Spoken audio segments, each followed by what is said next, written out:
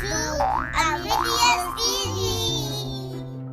Hi guys! Today we're going to make HAW ice cream!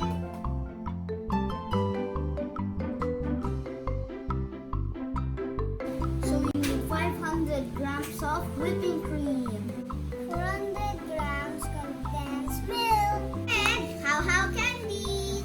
First, we're going to crush the HAW candies.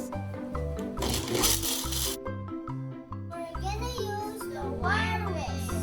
Gonna pour the whipping cream. So cool, guys! This will taste good. Right? Oh.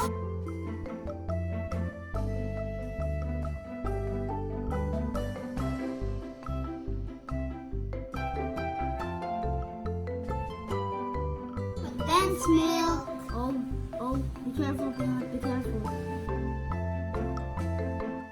Mix it again.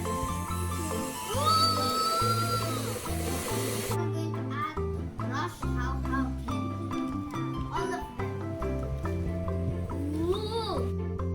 Mix it.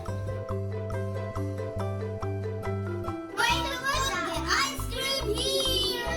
Guys, we're gonna amazing, guys, so yummy. Makes me hungry. Hawhaw. Because enough.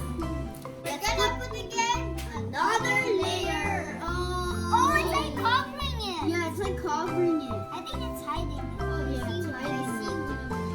And then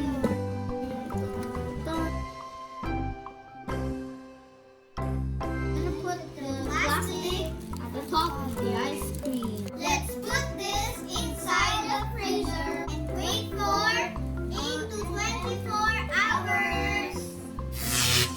Now we're ready to try the HAW ice cream. Okay, guys, let's open it. Okay, maybe spoon. Oh. Okay, get yours. No, this one. Hey guys, it's totally a real ice cream now. Oh, let's try it.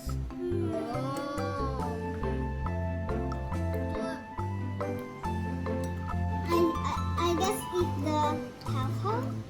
Yeah. It's a thumbs up.